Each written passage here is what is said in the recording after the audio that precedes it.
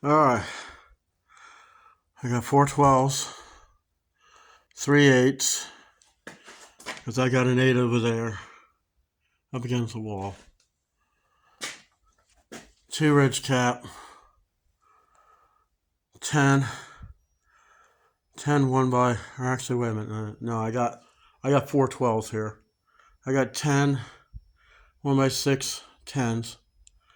I got 3 5/8 exterior grade plywood. I only got half of the 3 8s, which I got on the bottom here. Guys, I'll tell you, I'm pooped. I got a big bag of the 1.5" number 10 screws and 4.